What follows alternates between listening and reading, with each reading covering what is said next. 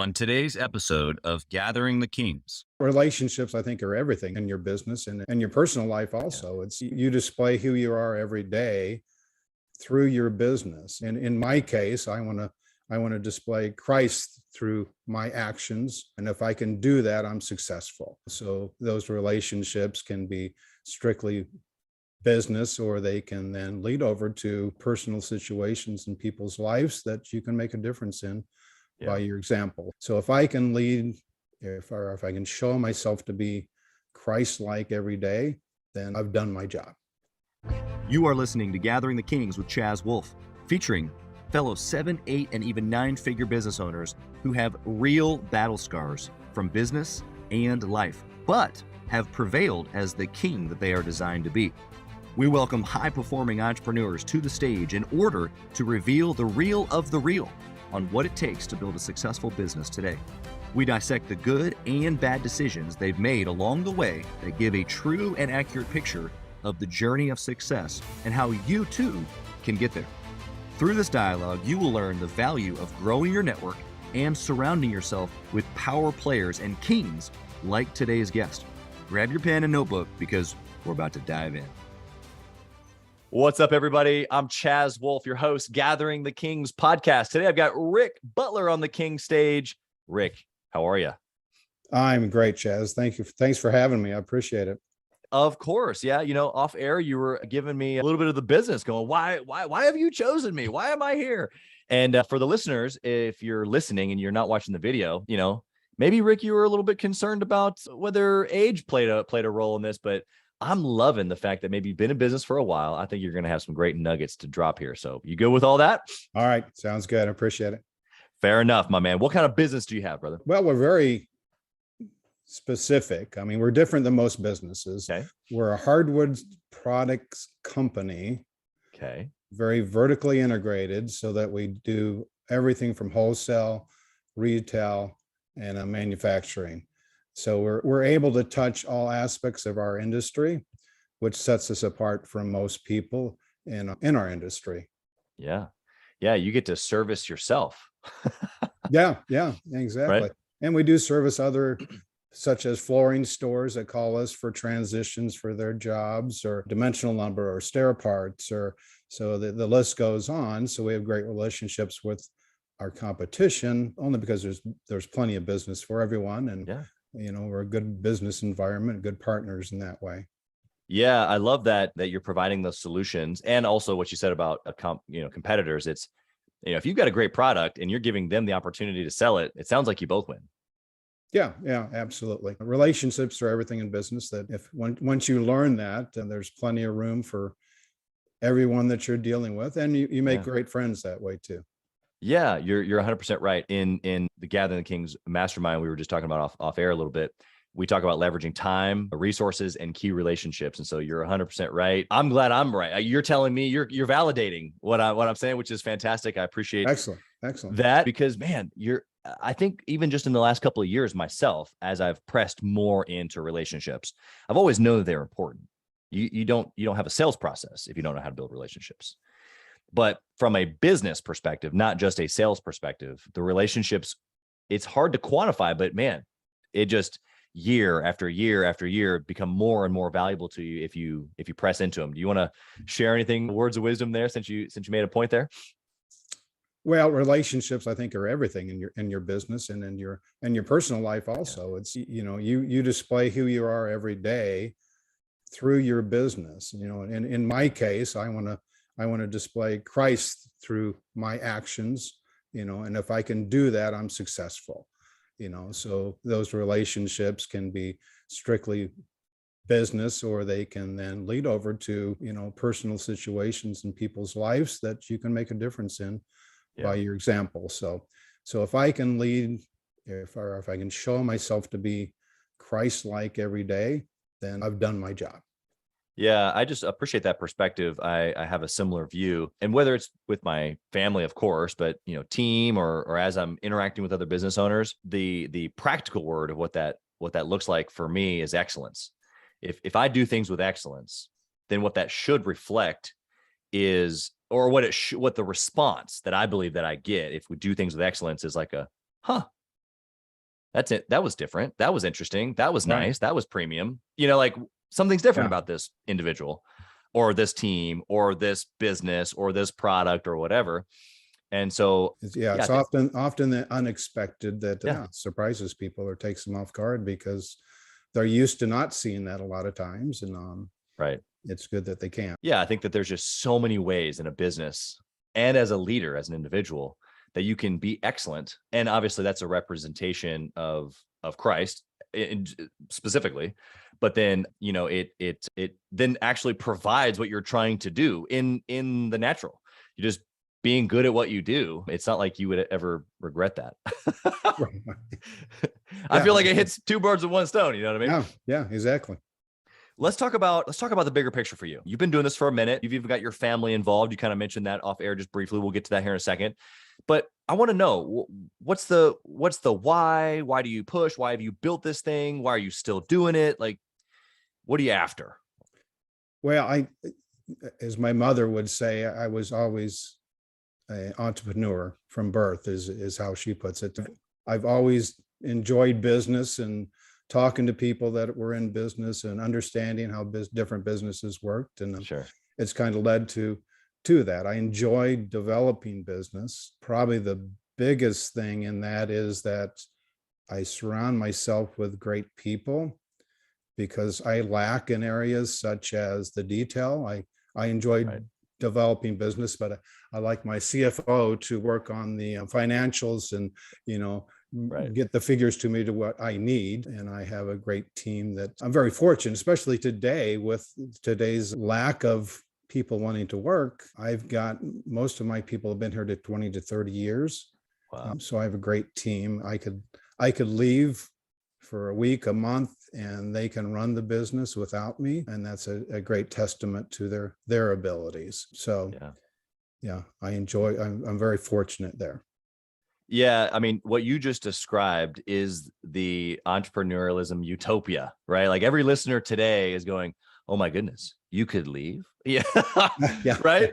You have people that you trust that you don't have to check on. They've been with you 20 years. Like all these things that you just very casually stated, you're blowing some minds. And so I want to get into that a little bit because I think there should be some hope that 20, 30 years down the road that entrepreneurs who have been building that long do have team members or partners or people in their business that have been for the ride and that they can trust and that they can, they're not needed in every little piece of the business. And so before we get into that though, I want to know your history. Like you said entrepreneurialism from birth, like what does that mean? Was it a different business beforehand? How did you get started with this one so long ago? Like give us the backdrop a little bit.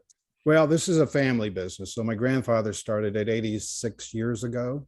Wow. My two uncles went into business with him.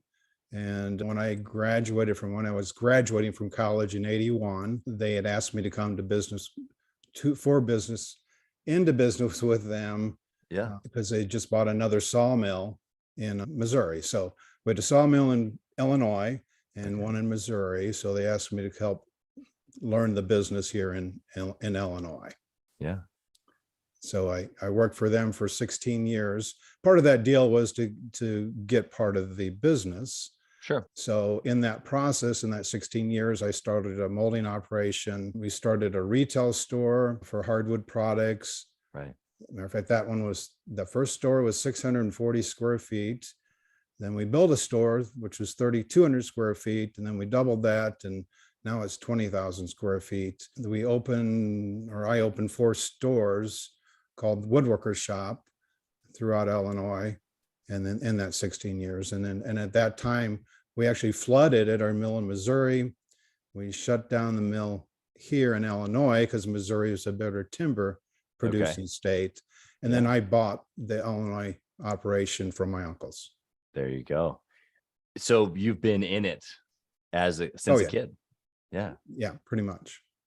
Yeah. And I love how the number one thing that I just took from that short story was that even though you were in the business, it was their business and yours kind of together, but that you, in the midst of all that, were still doing things in the business, like meaning the retail store, the molding operation, all of those things were probably either your idea or your push, your main, hand, and of course your team. But it just is a great opportunity for anybody listening here today who either is a kid or a grandkid of a business owner, or someone like me who's not, but who has kids, and I want my kids involved and I want to get them, in a family business. And so it just gives us a good depiction of what that could potentially look like, and give room is my point, really.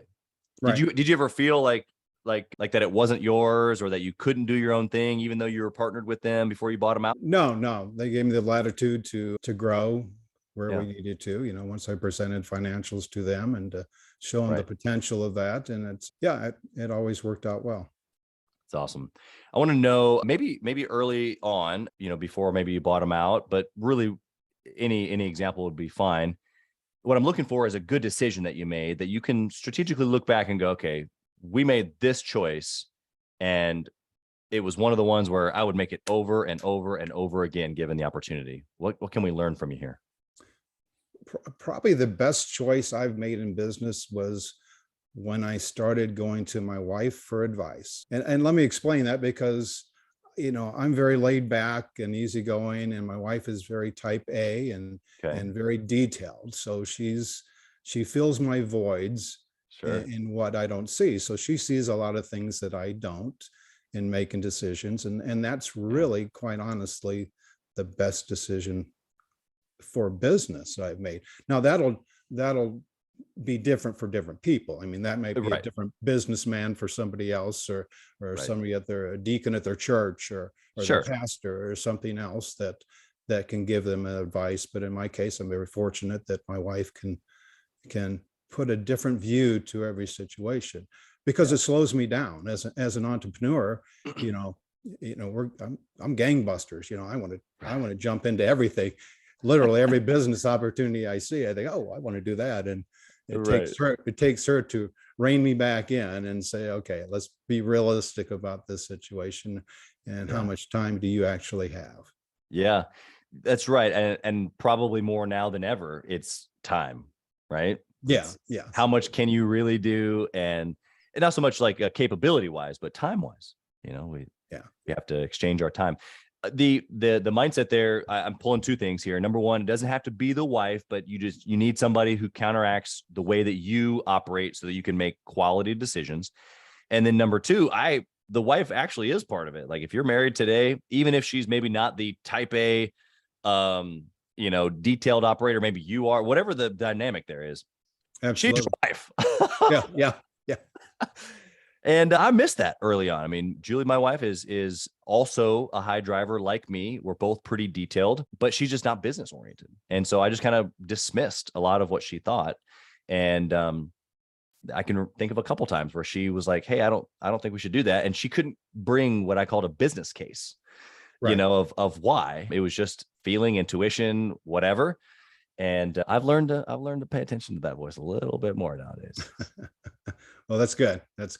Good for your business and family. Right. Exactly. Good for me. I'm not making bad choices. She's a pretty good decision maker. All that to say, let's flip the coin. Let's go to a bad choice. What did you do along the way here? I'm sure there's plenty to choose from, but it just didn't work out, and we can learn from it. Well, a bad choice would be, as an example, I bought a machine at our molding operation that was multifunctional. It was going to solve all the issues of running dimensional lumber in our case. It did multiple things and eliminated two other machines. And I took the advice of the person running the molding operation at that time, but I didn't do my due diligence, and that machine didn't pan out to what it was, cost me a whole lot of money. But it taught me a great lesson. So, to trust and verify, basically. Yeah. And anything, because like I said, I've got great people, but it doesn't necessarily mean they see the picture as I do. It's like buying a new truck. If a truck for me may cost $100,000 to deliver material, but if I can find something for half that price that works for application, then I'm going to do it. Because there's a prudence there. Yeah, I've become very conservative in my purchasing since that nice lesson. I call that machine my Ferrari, by the way, because never got the Ferrari, but that machine costs as much as one. So yeah. Well, I think that there's a lot to unpack there. I think that, you're saying you gave the autonomy to your person. You kind of went with his direction. It's not necessarily that he maybe didn't even know. It's just maybe he just didn't have the full picture like you do as the head visionary. What do you think about, like, because the thing that comes out of my mind from that story, it's like our obligation to give him or her a counterpoint, like, to their decision. So, I can think of someone coming to my team to me, hey, I think we should do X, Y, Z. If I don't, wrestle with them a little bit, mastermind with them a little bit, go back and forth with them a little bit, and I just take their word for it, it's like you said, it's just trusting, but no verifying. It's not verifying as if I don't trust them. It's just, I owe it to them to wrestle it out a little bit to make sure that it is the best for everybody involved. Would you agree with that? Or do you have any examples there? Absolutely. I mean, that's the whole point, is that I, as the owner of the business, need to make that counterpoint, because they don't know what else is going on in the business in other divisions, what it's costing, what the cash flow is. They have no idea. But from their point of view, is this nice, shiny new machine would be great. Yep. But it didn't necessarily pan out to be what we anticipated in that decision. And could have been. I'm just glad you got your Ferrari. A lot of more affordable. Yeah. Did you at least paint it red? No, it was an ugly Ferrari. I stuck a sign on it that said Ferrari, my Ferrari. Yeah, exactly. That I can relate to that. When we're making financial decisions, I think that it's not that conservative. Yes, I would agree. We're on the same page there. But when you understand what the dollar invested can bring back, whether it be invested in a piece of equipment or invested in a new business or in your people, it's tough to buy the red Ferrari, the actual Ferrari, when you know the power of what the investment can do for you. I want to know, is there like a process or maybe a mindset that you follow after all these years of decision making? Something comes across your desk today, any certain steps that you follow around making good decisions? Well, I would have to say, I try my best to be faith, family, then financial. Okay. Which is easy. It's easy to turn those around when you're in business. Yeah. So you have to be diligently, praying daily in your business so that God's first, family's next, and then financial. So again, it's a lifetime commitment. Yeah. But that's my goal. Yeah, that's good. I think that's sound perspective, and then you made it really relatable by going, oh, okay, God, after all these years, you still have to remember or choose to do it in that order. I think that's super powerful, because you're right. It can get mixed up pretty easily, and it doesn't always have to be money first. Like, we can get things mixed up where we choose our family first, which it sounds like, well, that's not a bad idea. There's just, man, when you can incorporate the little whispers, even if it's just a 10-second little help, Lord, I think that there's just so much wisdom, revelation, clear direction, synergy, unity, whatever descriptive words we want to use, those things flow out of that state. Would you agree, or would you like to add anything to that? Well, no, you said it well. I absolutely agree. Good. Appreciate that. Let's go with the speed round here. I want to come at you in a little different angle. The first round is about tracking. You've got several divisions, a lot going on in your business, departments and people and different products. If you could only track one thing forever and ever, what would it be? That's a very difficult question. If I could only track one thing, I guess realistically it'd have to be the bottom line. So the profit of the business, because the business is not going to exist if we're not making a healthy bottom line to make it keep growing. Right. As you know, business, as a lot of people don't know, it's very expensive to run a business nowadays. Yeah. Especially from the tax structure. In my case, I have a lot of inventory, a lot of machines, trucks, forklifts, so the bottom line has to be there for us to keep growing. Yeah. It's the ultimate lifeblood to know whether we're going to live another day. Yeah. And I have to support my family. So. Yeah, exactly. Well, and I think that, out of a healthy business, numbers wise, profit wise, to your point, that it's not just your family that's being taken care of. How many people on your team, their families, clients that are being fulfilled that wouldn't be if your business didn't exist. So there's a lot of families, a lot of people that get touched by the fact that you're keeping a good tracking over there. So what book would you recommend to a 6-figure business owner who's trying to scale their business? I honestly have to say the Bible. Okay. I mean, there's more business advice in the Bible than any book out there. Now there's a lot of books written about the business advice that's in the Bible. So, right. So just, if you're getting into business, type into the internet, just type in there business advice in the Bible, and there's unlimited amount of information in there. Yeah, that's huge. I appreciate that perspective. It makes me think of a time where I was speaking at a men's event and in a church that we were involved with years ago. I'd helped start the men's ministry, and everybody I was the one business guy. There just wasn't a lot of business guys, in the church. And one of my favorite books is Think and Grow Rich. But I a lot of people in the church are like, wait a second, thinking like that's not biblical. But the reality is that these are all success principles that come straight from the Bible. Yeah. The Bible. Yeah.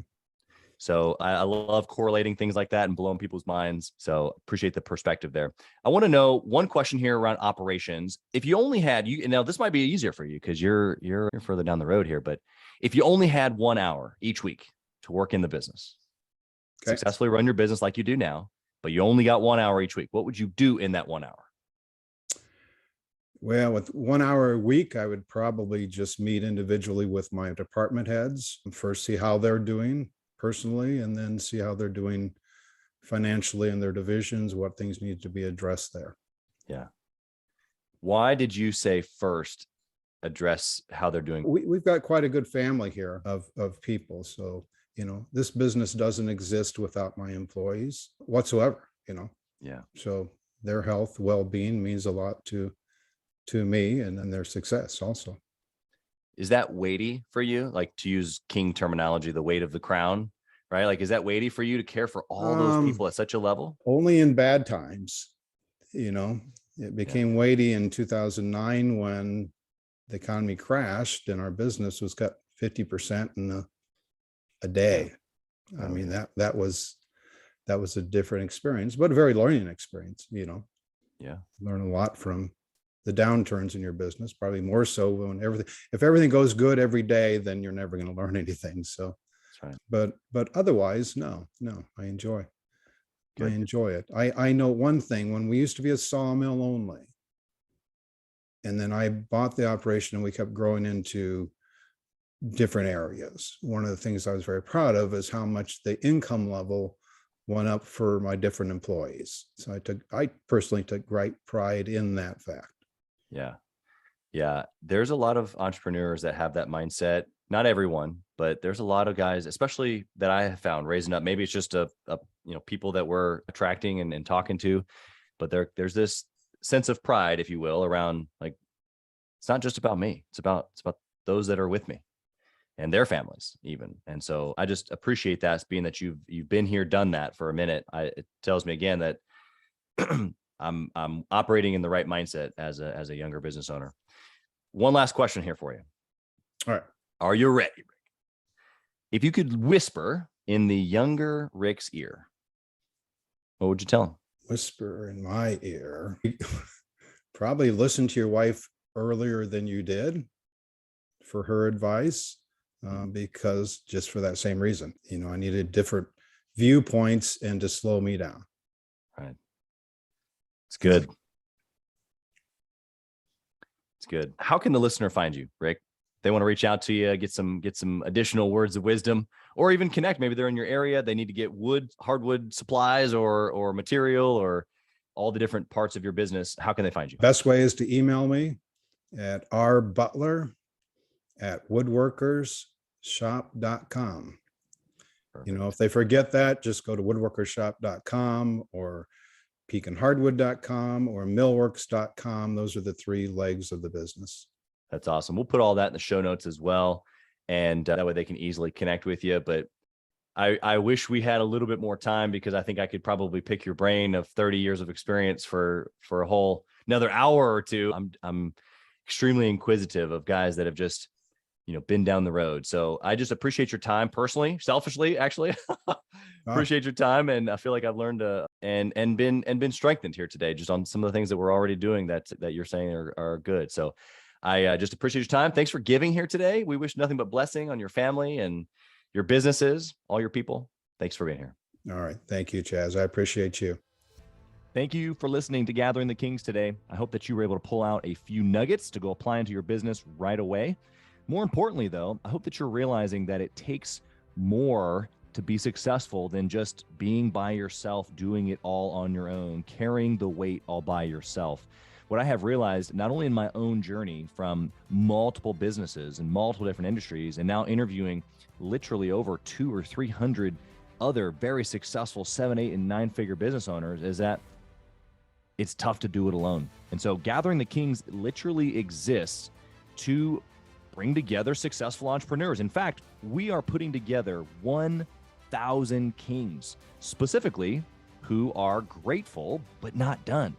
We're intentionally assembling kings who fight tooth and nail for their business, family, and communities. And here's what we believe, that in the pursuit of excellence in those areas, that it ignites within us the responsibility to govern power and forge a lasting legacy. So if that relates and resonates with you, and you know that you need people around you, sharp, qualified, other very successful business owners, I want you to go to gatheringthekings.com. I want you to take a look at what we're doing and see if it makes sense for you to be part of our pursuit to 1,000 kings. Talk soon.